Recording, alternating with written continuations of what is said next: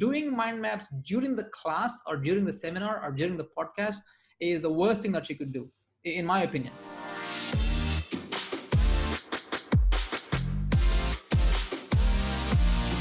Hey everybody, welcome to the Live Your Legacy podcast. The goal of our show is to help you live your own legacy by connecting you to people and concepts that have made a tremendous impact on the lives of others. My name is Darius, and today's legacy guest is a Grandmaster of Memory at the World Memory Championships and the Guinness Record Holder in 2011 for memorizing over 100 different colors in sequence. Now, this guy is a certified speaking professional who has trained the world's biggest companies in 19 countries like American Express, Qatar Airways, and Coca-Cola. Over the past 2 decades, he has been empowering hundreds of thousands of people on peak mental performance as well as learning and memory acceleration. Millions of television viewers have experienced him on the Discovery Channel, South China Morning Post, and many dozens of other media placements that I can't remember and probably he can remember. So if you're looking to learn 10 times faster than your peers, let me introduce to you the man who will take you there, Nishant. Welcome to the show, Nishant. Hey Darius, nice to have me here and nice to do this podcast. Thank you. Okay, let's dive in straight away onto where did this whole obsession of learning and remembering hundreds of digits of numbers come from? Yeah, I think it's an awesome question because I don't get that asked often. So I love this. And the reason it started is because I was a person who had a lousy memory to begin with. And I was struggling even to remember a 5-digit number. Back then I'm from a place called Hyderabad in India. And we used to only have 5-digit telephone numbers. And I was really struggling to memorize 5 digits. And I really thought that I had a bad memory. I couldn't remember things. And I started looking for ways of how I can improve my memory. And at that time, my goal was to only remember a 5-digit number. That's all, nothing else. But then I realized that, oh my goodness, improving your memory is like improving any other skill. Improving your learning acceleration is improving like any other skill, like swimming, cycling, or doing a podcast. You need to know the techniques. And then you need to take a lot of action. And once you do that, you can really do amazing, wonderful things. So that was my goal, to really just improve my memory. I went from 5 digits to 10 digits, 15 digits, and 20 digits. And then I came to know that there's one person in India who actually has a record for memorizing a 1020 digit number. And my mind was literally blown away because I'm thinking, holy cow, I struggled all the way from 5 to 20, and now I come to know there's 1020. So at that time, only 2 things can happen, right, Darius? Number one is you can think, okay, there's no way I can beat this guy. Or number two, to tell yourself, having a growth mindset and think like, hey, you know what? If this person has done it, probably I can do this too. And that was the whole obsession of actually it's not to show to anyone else, it's only to prove to myself that I can take my learning, I can take my memory to the next level. So of course, as you can imagine, if I'm telling you the story, the end result is, of course, I broke that record. I memorized a 1070 digit number, and subsequently I memorized a 1944 digit number. So the message here is, if I can go from 0 to 5 to 2000 digits, anyone on the planet can also do the same thing as well. Okay, and just now you mentioned about the whole thing of a growth mindset and really just doing your best to exceed whatever that you think you're limited at. So that's really very interesting. I really love that idea. So what are the best ways we can use memory and learning acceleration in our work life? Okay, so here's the thing. First of all, I think the most important thing is to have the belief that it can be done.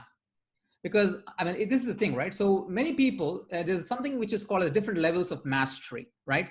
The lowest level is what is called as the unconscious incompetence. That means I don't know that a skill exists, and I'm also not good at it. So for example, a lot of people, they think that, hey, you know what? My learning sucks, my memory sucks. And maybe that's the way it is because they are really bad, incompetent, and they're unconscious. They're not conscious that there are techniques available.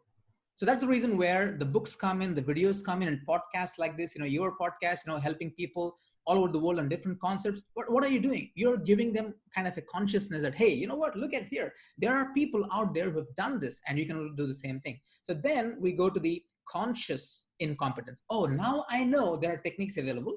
but I'm still incompetent because I haven't taken any action yet. And then of course, the next level is the conscious competence, where you know the techniques and of course you're good at that. So the reason I'm telling you all this is very, very important, because unless we believe it can be done, you can't really do that. And of course, the ultimate level, we'll talk about that later in the show, is the unconscious competence. That means you learn the technique so well, you're not thinking about it, and boom, you're really, really competent in that. So the first thing is, of course, the belief. And the second thing, probably the most important thing, is at the time of learning, you have to have what I call as world-class, laser sharp focus. Because memory is a three-step process, right? I call it the 3 R's. You got the registration, you have the retention, and you have the recall. So registration is, for example, people who are listening to you right now, Darius, so they are registering the information. It's storing information in your brain. But then the biggest challenge for many people is, hey, how do you retain the information? And then once you retain the information, and how can you recall it when you really need it? So you need to understand that registration is the most important thing, and the quality of your retention and the quality of your recall is usually very much directly proportional to the quality of registration. So that's the reason why, here's my, probably I can tell you one of the biggest tips I can give you is, when you are learning, first of all, freeze a time chunk. It could be 10 minutes, it could be 20 minutes, it could be, that doesn't really matter. So take some time out, let's say 20 minutes, right? But that 20 minutes, make it work.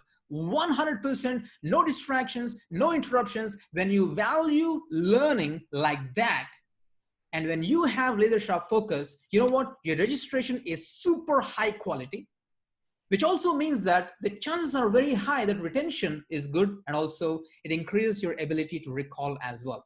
So we've got the belief, now we've got the focus, and after the focus, the next thing is you need to use some techniques, because just by having a good focus, you can't really have a world-class learning experience.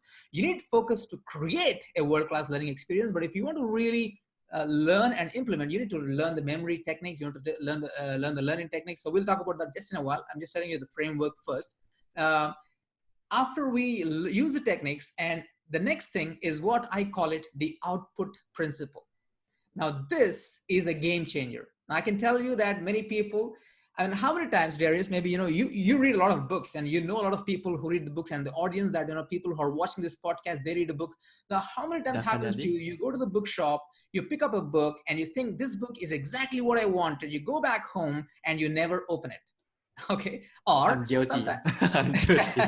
I mean, me too. I mean, it happened to me in the past as well. But then sometimes when, I'm telling you a very rare experience that, people don't even open the book, but there's some people who open the book and they read it and then they don't finish the book. And the saddest thing, and I will say it's a pity, is many people, even though they read the book, they don't have focus. And the most important thing is they forget what is in the book. How many times I've seen when I'm doing my workshop, seminars, people come to me and said, Nishant, you know what? I read this book last year and I didn't really remember anything. Now I'm going to go back and reread it again. And guess what? They're going back to chapter 1, sentence 1. So what a waste of time, right? So why this is happening is because when you are learning, it's not only just about learning, but also you need to do the learning is input, and you also need to do the output. So this is what will totally change anyone's life. This is what I sincerely believe. And that is, it's not what you learn. It's what you do with what you learn. That's what makes your life, world class. So I can learn a lot of things, but what am I using that information for? Knowledge just for the sake of knowledge is not good. It's just static knowledge. I'm not benefited from that. So I've seen how many people, they read 10 principles of life and they're not even implementing one principle of life, but they just feel good. Hey, you know what? Look at me, man. I've learned the 10 principles of life. Knowledge hoarders, right? Knowledge hoarders. I think that's you nailed it. So knowledge hoarding. So that's not going to work. So belief is there, focus is there. You got to use the techniques, and the most important thing, the last step, is you need to do the output. So this is just the main framework, and we can go. Yes, definitely. I would love to dive in straight away already. You mentioned about registering, retaining, and recalling. So let's go into the registering first. And let's take the book example again. So you mentioned that input is one of the most important factors when it comes to memory and learning, right? It is. So let's take a book, for example. Do you actually remember everything in it?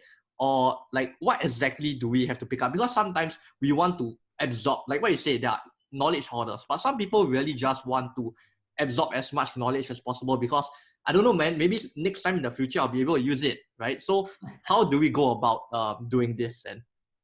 Okay, so this is what I differentiate when it comes to reading a book. So there are two types of reading, right? Number one is you're reading with a purpose. I'm going into a new job. I need this new skill. That's the reason I picked up this book, right? So it's a very specific purpose that you're doing. So when you are doing that kind of reading, you need to be a little bit more focused on the system. But the other kind of reading is what people just do it for challenging their mindset. So I mean, you just picked up a book about mindset, and then you're not specifically looking for a specific application. You just want to increase your references in your life to learn just more ideas. So there are two different ways of reading. Now I always tend to go for reading with purpose. Now you see a lot of gurus, they're telling you that read a book a day or read a book a week. Now here's my point. That is simply a vanity metric.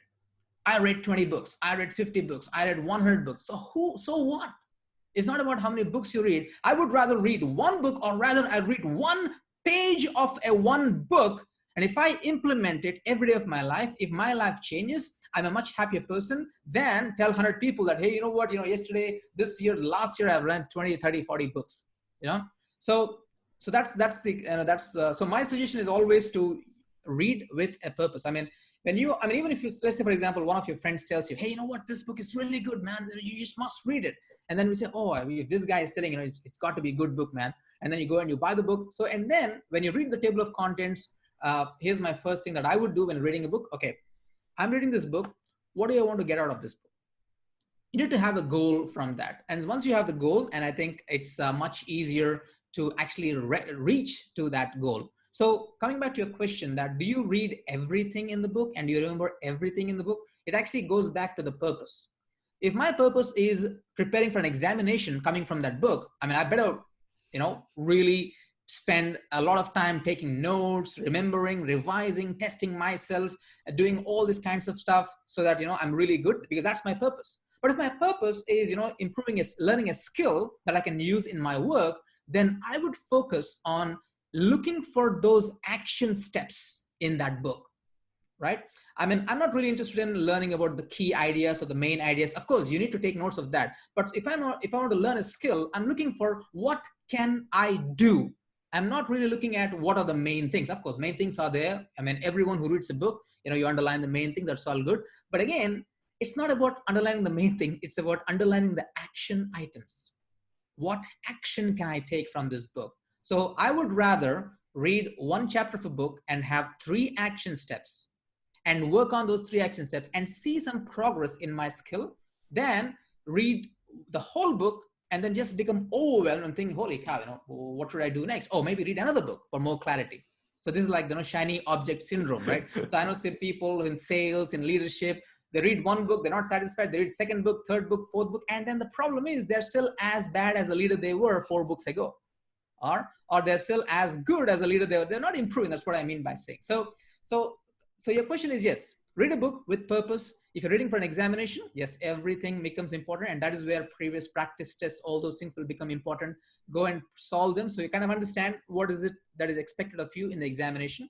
But if you're reading for professional life, then I'm focused more on the action steps. Now, one last thing is, my goal has never been to remember everything from the book. Because how many times, Darius, you've experienced this probably, that you read a book now, you learn something, you read the same book 6 months later, and you pick up something else because your life experience has changed, right? So I also feel that it's maybe not be humanly possible to remember everything in every book that you've read. So that's the reason why I have a goal. What is it that I want to get out of from this book? And specifically niche down your focus on getting that out of the book. I think that would be so again, coming back to my previous message, it's good. This is what I like, what Bruce Lee said. Bruce Lee said, I will not fear the man who knows 10,000 different kicks, but I would fear the man who knows one kick but practice 10,000 times. Same thing.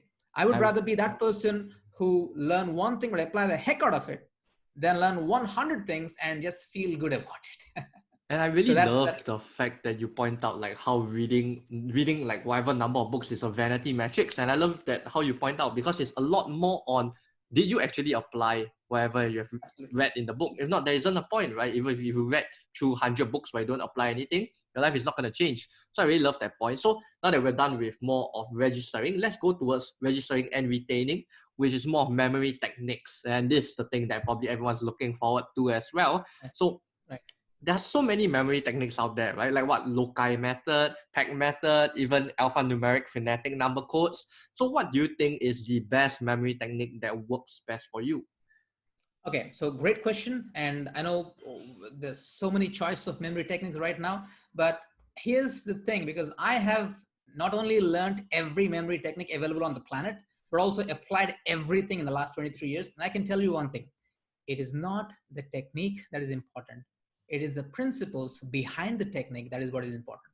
Because depending on the kind of requirement, you would need to use a different technique. For example, if I'm remembering a speech, for example, or if you're remembering something more complex, I would probably use the loci method. I mean, some people call it loci, but I don't know why I started calling it loci for a long time. So I continue saying loci. And I checked the dictionary, you can actually say loci or loci, you know. Oh, okay, So interesting. I would use loci. So you could use a loci, LOCI, for remembering complex information. But let's say you want to remember numbers, then loci is no good. You need to use the alphanumeric method, right?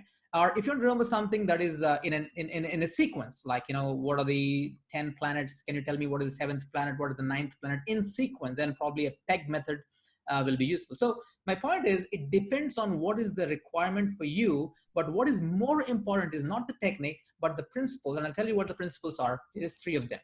The first one is attention.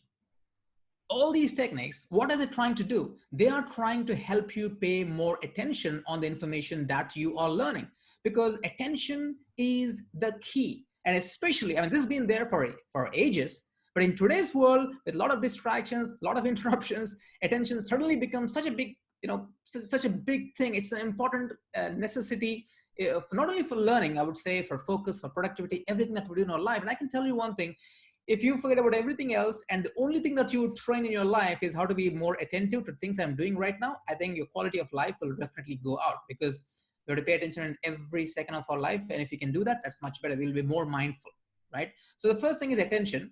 The second thing is association. Association is a very important memory technique. And again, all the techniques that you mentioned, every one of them, without an exception, they use association, which is the core. That's a core principle behind the techniques. So association simply means like this, you know, you take the information that you already, that you want to learn, and you link it with something that you already know. I'll give one of the simplest examples I can think of is, let's take my name, Nishant. Now, Nishant is a very typical Indian name, and, you know, it's very likely that, you know, most people, it's difficult to remember that name like that, especially if you're not from India, right? So how do you learn it? So we use association, and that is, think of something that sounds like Nishant. I mean, if you're living in Singapore, you know, there's a place called Bishan. Nishant and True, Bishan true. sounds very similar. Or if you're not in Singapore, because if you're listening from overseas, you know, think of the word Nissan, the car, right? So what's happening? Nissan is something that you already know. Nishant is something that you want to know. Association means you link these two things. So maybe you can have a fun kind of association saying that, hey, Nishant is driving a Nissan car, for example. Now, is Nishant really driving a Nissan car? And how does that matter? We're just trying to make a kind of a association here, kind of attention here, and that's what matters. So the first is attention, next is association, and of course the third one is action. And this is, again, I already told you about in the book example, and the same applies even in the memory techniques example, because I've seen many people, they keep on learning different techniques, but then if you apply it, I mean, I'll just say a thing, just take any memory technique, big, small, complex, simple, doesn't matter. Just take one technique and apply it 10 times, your life will change, right? That's where the action comes in, because this is the beauty of memory techniques, right? And the beauty is they help you automatically to make you pay more attention. There's not a single memory technique where if you're using it, you will not pay attention. By default, the memory techniques force you to pay attention. So that's the reason why action is important. And here's the one of the most important thing I like to tell you is when it comes to improving your memory. Let's take this thing, right? So, Darius, you're doing this podcast, helping right now thousands of people, and very soon millions of people, I'm sure. And you're doing it, so you're learning ways of doing this podcast. So, if you want to be better in podcasts, what do? You do more podcasts, right? That's the only way you can become better. You don't become better by reading books about podcasts. You got to do this thing. I'm sure you faced many technical challenges, all that stuff, right? So you do it, you learn it, you rectify it, and then you move forward. If you want to be a good swimmer, what do? You swim more. If you want to be good in driving, what do? You drive more. If you want to be good in memory, what do? You train more of your memory. You remember more. But what's happening? People are not doing that. They are not training their memory. Nowadays, what's happening? People want to learn something. What do? They write things down. They type things down. Now, I'm not saying don't write things down. I'm not saying don't type things down, but don't do just that. Give work to your memory. If you don't do that, what happens is a beautiful saying: use it or lose it. So if you don't use your brain, you lose it. I mean, how many times? Of course, Darius, you're very young. I'm 42. I've seen a world where there are no computers, right? I've seen a world where there are no mobile phones. So I can tell you, I mean, you can ask your dad or someone, and they'll tell you back then people had a terrific memory. They can remember telephone numbers just like that. Boom. Why? Because there are not many digital devices they can focus on. They're using their brain most of the time, right? So people naturally had better memory because why? Because they were use it or lose it. Now, the technology is a great gift. We can't deny that. It actually helped our life become more productive. We're now we're infinitely much better than our forefathers and even our grandfathers for that matter. But then it also has its own limitations. The technology is not helping us to practice the memory techniques. Now, I'm not saying that, and remember everything in your head. I'm not saying that. What I'm saying is, hey, give some work, man. Give some work to your memory muscles, if you want to call it that way. So give some work to memory, and the more you do it, the better you become. So the short answer for your question, which is the best memory technique, is it depends on the kind of information that you want to learn. But the right answer is, it's not about the technique. It's about, are you paying attention when you're learning? Are you using association, and are you taking action? Are you giving exercise to your memory? And that is what will strengthen your memory. Okay, and you talked about training your memory. You talked about just practicing and practicing. So what do you think are the best habits to help us to retain our memory further? Yeah, great question. And this is where I think the retention and recall will come in. And here's the thing. So I have this what is called as the output principle. In fact, I have a membership site called the Output Club, where I know every month I help people to implement. I mean, this is not for the people who want to learn. If you want to learn, go to YouTube, read a book. Don't come to me. I'm here. I'm a person who will help you to implement the information. So that's what the Output Club does. But I'll just tell you the principle behind that. It's very simple. Learning and implementing actually is a four-step process, the way I see it. So there's input and there's output. And within input, there's one thing that is learn, right? That's what everyone does it. So you read a book, you watch listen to a podcast, read an article. That's what you're learning, input. But then the thing that really makes a difference, and the thing that makes you shine, the things that outperforms the competition, that thing that makes you reach the top in your skill in your career, is the output. And output has three principles, right? So number one is reflect. When you learn something, pause for a while and then reflect and ask yourself this question. Okay, good. I've learned this information now. How does this relate to me in my life? Because certain things, for example, you're reading a book. Now, can you implement everything in that book? I don't think so. I mean, some of it is not relevant right now in your life at this moment. So maybe you have to give yourself permission to let go of that, because you don't want to cram your brain with, learning everything. We want learning to use it to just get to the next level. And we don't want to be overwhelmed with information that doesn't serve us right now. So learning is good, but it has to be with purpose, I was explaining. So learn, reflect. Reflect means pause. Say, okay, you know what? Oh, today I learned about all these things. How can I apply this in my life? So like, again, I was telling you, you're learning a new skill. So you can say, okay, how can I apply this in my life? Okay, here, or there. This thing. And the very fact that you're thinking about how you're applying, boom, that actually puts you in a different state of mind. Okay. So after you reflect, then you look at the information that you've learned and write down at least 3 or 5 action steps. And that is where the next step comes in, which is the implement.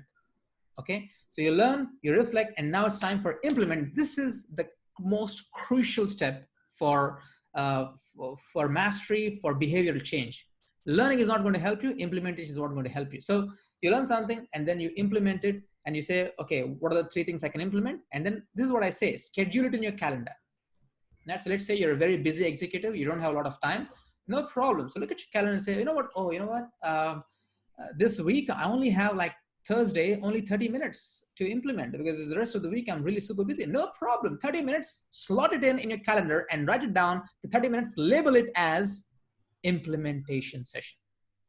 The thing that you do in that 30 minutes is not learn. You've already learned, you already reflected. So the only thing that you need to do is implement, practice that technique. So that is implement. And of course, the last step. So we got learn, reflect, implement, and the last step is share. How many times we heard this before? The best way to learn something is to teach it to someone else, right? So now what's happening is every time I'm sharing these memory techniques, guess what's happening? I'm becoming better at this, right? Because now I'm saying something, you're going to, okay, why does teaching is good? Because when you're teaching someone, what happens is you have to be thoroughly prepared. Because unless you're thoroughly prepared, you can't teach it. Because when you teach it, other people are going to ask you some questions, and then how do you answer the questions unless you really thoroughly learn the information? Now again, many people, they think that, oh, you know what, I'm a very shy person, I don't have any teaching experience, I'm not a speaker, I'm not a trainer, how do you teach? So teaching is not for me. But they're making a big mistake. So teaching doesn't have to be a standard teaching in front of people. It could be simply discussing. Learn something, hey, discuss with your spouse in the night, or on the weekend, discuss it with your children. Even better if you've got children who are like 10, 15 years old. So you learn something like very heavy concept, like how to build a rocket, for example, or I don't know, how to be the CEO, or how to learn the leadership skills. I don't know, whatever you're reading. So how can you explain it to your child who's only 10 years old? When you do that, you have to go deeper into the information. So you can teach it. Best way to do that. If you can't teach it, hey, just share it, right? Just discuss it with other people. So there is, coming back to the question. This is the thing. This is how you retain information, is by reflecting, implementing, and sharing. And just remember, how many times, this is my magic formula that you should always think about. That's what I tell everyone when I'm doing my events, is this is the thing. How much time are you spending on input, learning, and how much time are you spending on output, reflecting, implementing, and sharing? If you're spending too much time on input and too little time on output, that only leads, not only you don't get the results, that's a given, but the more dangerous thing is it actually overwhelms you. And then you feel so fried in your brain that, holy cow, I've been spending a lot of time, I'm not changing my life, what should I do? And then you get into that learning mode, you get addicted to learning. Disaster. You better be addicted to taking action. So that is my take on that. So of course, learn. I mean, I'm the learning guy, so I would not stop anyone from learning. But hey, think about it. What's the ratio? I would say at least 1:2. You learn for 1 hour, implement for 2 hours. You learn for 10 minutes, implement for 20 minutes. So that is what gets us to the next level. So that's my take on that, Darius. Okay, and now that we've done with more retention, registering retention, let's go move on to the last one, recalling, right? And I think this is something that tons of people don't really do, because what we probably do is we do the work, and then after that, a few days later, then we, oh wait, what? I can't remember what I did last month, right? So let's talk about recalling, right? What are your best habits in terms of recalling or helping to improve recalling of memory? Absolutely. So again, I've got a full course on this. It's called Supercharge Your Memory Power. The 6-module course, which actually tells you about registration, retention, and recall. But here's the easiest thing I can tell you right now that you can implement right today, the moment you turn off this podcast. Okay. And that is the first thing, the very first exercise I'll tell you is this thing. After you finish this podcast, before you do anything else, pause for 3 minutes. In fact, you can even put a timer, switch on the timer for 3 minutes and ask this question. Okay, today I've learned this podcast. I listened to this podcast. So what are the 3 things I've learned from this? The 3 is a magic number. That is what I say. This is for beginning. This is for people who are just getting into this thing. So 3 is a magic number. So, okay, what did I tell? What did Nishant tell? What did Darius tell? Not only this podcast, anything else. Okay, I learned about this. I learned about this. I learned about this. And specifically out of the 3 things, one thing has to be an action step. Don't say I learned about input. I learned. Okay. Also think about what did Nishant say to do, right? So after this is over, let's say now you're in the train, you're listening to this podcast, spend 3 minutes and recall the 3 big things that you can recall from this podcast. Now, then you go into a meeting. Then you reach your work, then you go into a meeting. And after the meeting's over, don't just go back and check emails and, go to coffee and gossip and all that stuff. Wait, pause for a second. And then say, okay, what happened in the meeting? What are the 3 big things I can recall from the meeting? Now, here's the thing. Maybe you think that the meeting sucks. It happens to most people. I mean, meetings is like, it's been a research, says that, meetings is like a huge waste of corporate time. But anyway, that's not the point. I'm not an expert on that. But what I'm definitely telling is, however bad the meeting is, you are not thinking about meeting. You're thinking about yourself. You're practicing the recall technique. So think, okay, what are the 3 things I can recall about the meeting? Okay, good. And then maybe you have a discussion with the client. The client comes in, you're having a meeting, the client goes away. Then just don't rush for coffee or something like that. Just again, pause and say, okay, what are the 3 things I can recall from this meeting? So when you get into the habit of recalling, in fact, this is the thing, your learning session is not complete if you don't end it with a recall. I'll say that one more time. This is so crucial. Your learning session is not complete until you end it with a recall. What's the point of, you learn, let's say, this the best example I can tell you, I think all of us, even the people who are watching right now, who are adults, working professionals, at one time in their life, they were students, and they can definitely relate to this. How many times happens to all of us when we're in students, when we're students, so, we tell ourselves that 3 to 4, I want to study. Okay, cool. So you go to 3 o'clock. Let's say that that's one of those good days in your life. And exactly 3 o'clock, you start studying. And then you're looking at the clock. And then you think, holy cow, it's only 3:10, man. Oh, still got 50 minutes more to go. Look at the clock. And, holy cow, it's only 3:12. Okay, then you finally push through that 1 hour. And then the moment it's 4 o'clock, what people do?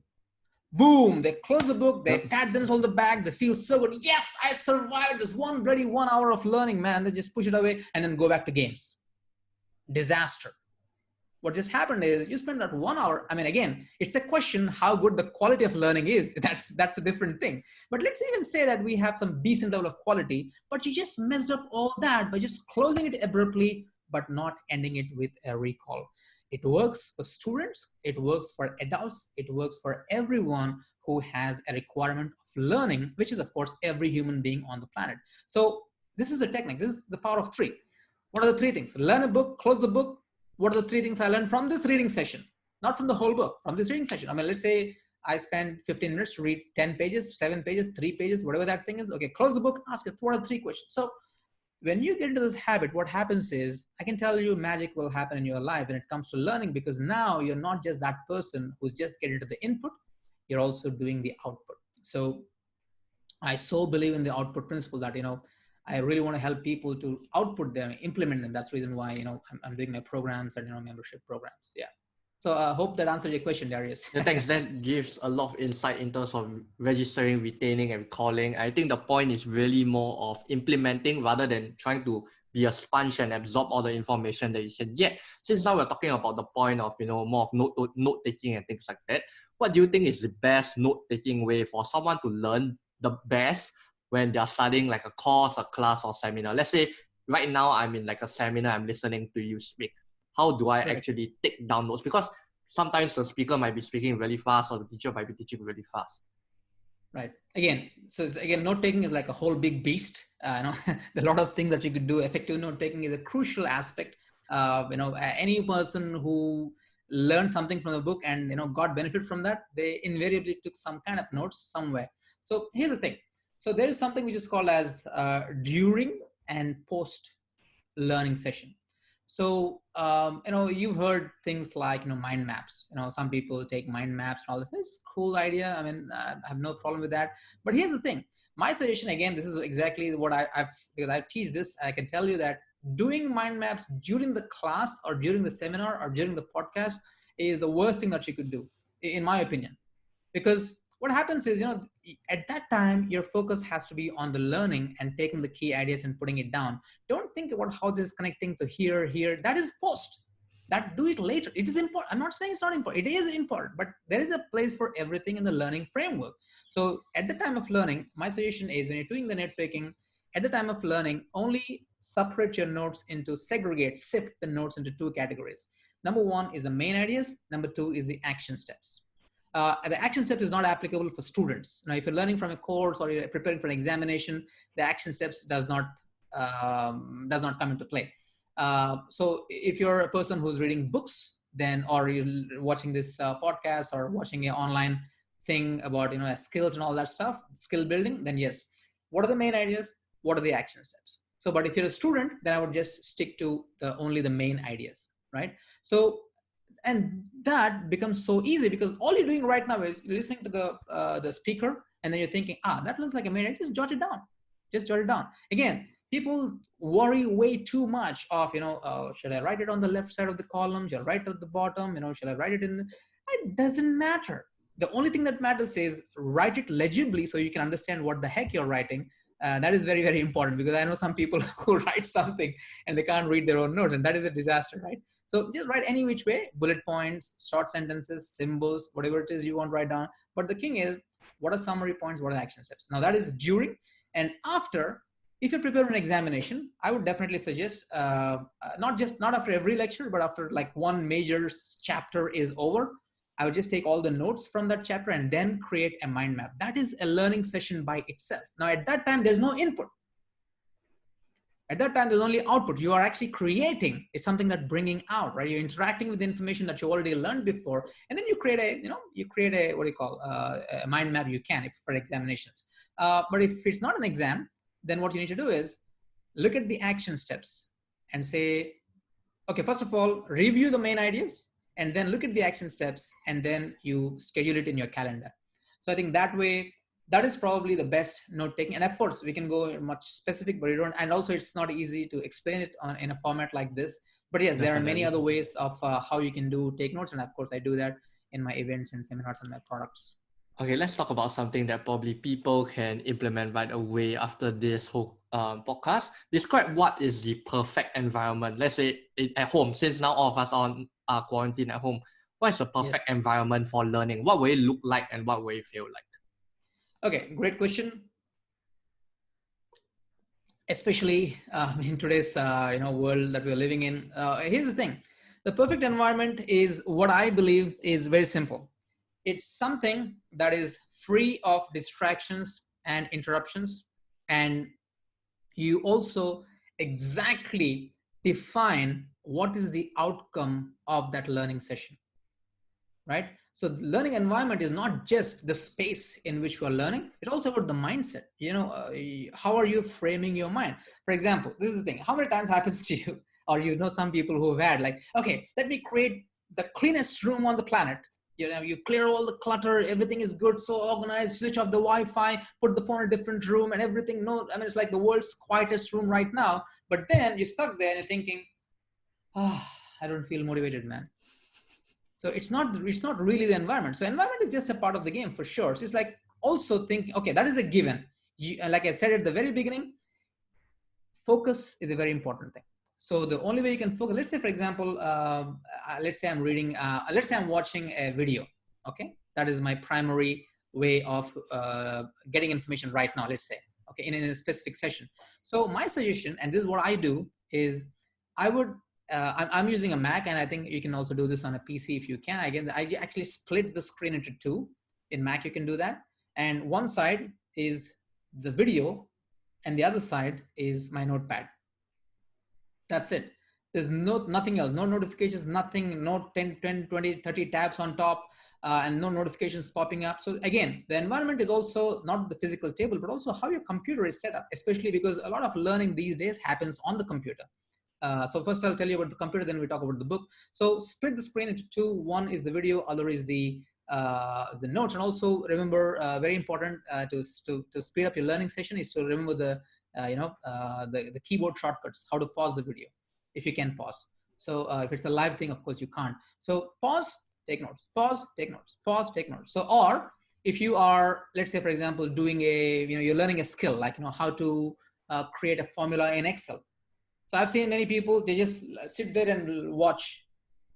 Okay, okay, okay. No, wrong. Don't do that. So read the video, one step, open the Excel sheet, do it, and then, okay, what's the next step? Do it. What's the next step? Do it. So that's what I would do for the screen environment. And again, it's a given that, I mean, there are a lot of, if you go to Chrome, I use Chrome as a primary browser. The Chrome has got a lot of extensions where you can block all the websites, you can block all the notifications. The one thing that I use is block and focus. So you just put all the websites that you frequently go to, and then you just click on that button. And we are so tempted, because we've become addicted to distraction, that we are learning, suddenly just for the heck of it, we want to go to Facebook and see a notification, and then we just automatically we type in Facebook, and then boom, the website will say, okay, get back to work.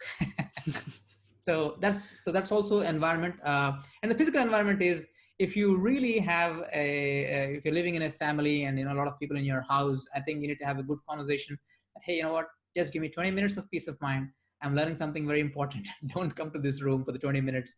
And because you can manage distractions like notifications and phones by putting it away, but you also need to learn how to manage interruptions, because you can turn off the Wi-Fi, but suddenly someone will come in the room, they'll ask you for something. Now, of course, it's not always possible to do everything, but I mean, we're just trying to look for ways of how we can manage as many things as possible. So the mindset wise is, what do I want to achieve from the session? Because the lousiest goal that anyone can have is, okay, what's the time right now? 4 o'clock. Okay, you know what? 4 to 5, I want to learn something. Lousy. You need to know exactly what you want to learn. And in fact, if you're putting it on the calendar, don't say 4 to 5 is learning time. No, 4 to 5 is learning what specifically that time. Put it on the calendar. So that's the mind frame. The second thing is the computer is, I told you what to do. And if you're not using a computer, if you're using a book or some other document, then of course, I would definitely suggest that, your table has to be preferably have just that, and put the computer on a sleep mode, because we have the tendency of going back to the computer. Put the computer sleep mode, or if you have a different table, even better, go there, have the textbook or the actual book, and have another notes. That's the only two things you have. And then, okay, now some people might say, Nishant, come on, is it not like going back to primitive? We're taking too much of attention. Is it required and all these things? Now here's the thing: why do we learn? We learn to change our lives. That's the primary purpose. We learn to change our lives. Now, if we want to learn to change if you're learning to change our lives, and if you want to take this kind of investment, I can tell you, I can just look at me. I was a person literally with nobody, nothing. I don't know anything about memory techniques, nothing at all. I had a lousy memory. I might have broken a Guinness record in memory right now, but I actually used to have a Guinness record in forgetting back then in my life. So I went from that just by reading, just by learning, just by talking to people, because my point is, learn and then implement. So that's the reason why all these precautions are important. And then that is what will make you a person who can shine, and then all the learning becomes important for you. Now that's a really, really great answer. So guys, it's really important to not just learn, but also to reflect and then implement, right? Like what you said just now.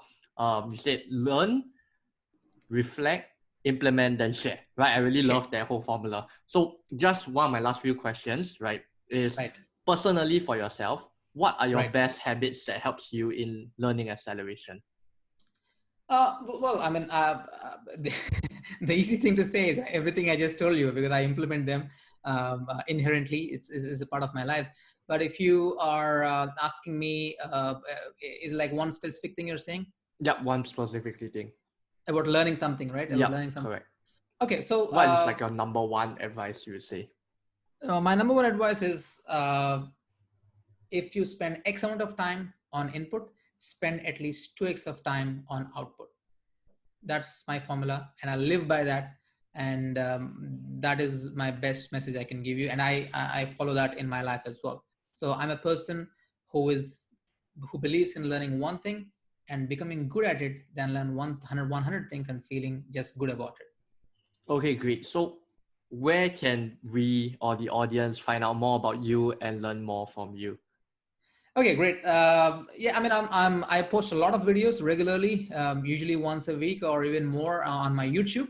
So it's in the show notes, I guess. You'll put a link there, or it's Yes, Nishant. Just go definitely. to YouTube and type my whole full name, Nishant Kasibhatla. I'm the only one in the entire world with that name, as of now. So it's Nishant Kasibhatla Speaker is my channel name. So, or of course, you can go to my Facebook as well, which is Remember Nishant, Facebook.com/Remember Nishant. Of course, I'm on Twitter and Instagram, but not very active yet at the time of doing this podcast. But hey, I need to catch up. I'll be posting on Instagram and Twitter as well, and the links will be there. And also my website, for those of you, I'm also a professional speaker. I speak to companies, I do keynote sessions, and my website is remembernishant.com. Okay, great. So the last question is, what is the legacy you want to live in this world? Oh yeah, thank you for that. Just before that, I also have a free gift for your viewers, and because I believe, is that okay to say it right Yeah, now, yeah, yeah. Go or ahead, go ahead.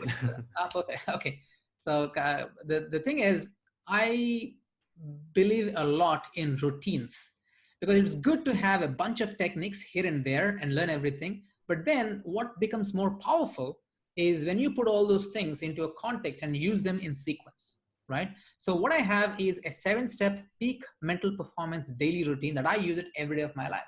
So what are the 7 steps that you need to take every day from the time you wake up until the time you sleep? What are the 7 things that you do that will actually improve your memory, improve your focus, improve your productivity, and actually improve your peak mental performance? These 7 steps, and I think there'll be links somewhere down below. You click that, enter your name and email address, boom, you get the access to that 7 steps. And of course, you can implement them instantly on the very first day. 100% I know that your day will be much more productive than what it is in the past. So that's my free gift for your viewers, for your listeners. Okay, so And coming last back to the question. last question, yes, which What is is the you asked legacy me, you want to, legacy. so what is the legacy that you want to live in this world? Okay, I mean, this is like a very serious, very serious question. I mean, if I were to think about that, I would just say that I feel that people are not realizing the full potential of the incredible wonders that one can do with their human brain, right? So just like, one of my teachers used to tell me in the past that, Nishant, you can buy a Mac computer, or you can buy the world's best computer. You can use it to change your life, or you can use it to just play games. It's up to you. The computer can do both. The human brain is exactly that. You can just use it for changing your life, and you can do great things in your life. So I think what I would be remembered as, as a person who helped people to realize their full potential and use their brain to the fullest extent possible and create magic in their lives. And magic comes from output. So that is what I would be. I would be probably be remembered as the output guy, helping people to do the output. That is where the magic happens. And I'm sure they'll remember Nishan since that's your website name as well. So thanks for being on the show, Nishan. For those people who are looking more into learning acceleration, memory acceleration, all the links are down below. And this guy is one of the most proven experts in the whole wide world. And here's the thing, the faster that you learn, the faster you'll be able to fast track your way to success, right? So I That's true. honestly think that learning acceleration is one of the key and most important skills you can ever have in your life. So if you want to check out more, go and look at the links below. And then, yeah, that's about it. So till the next episode, guys, start living your legacy.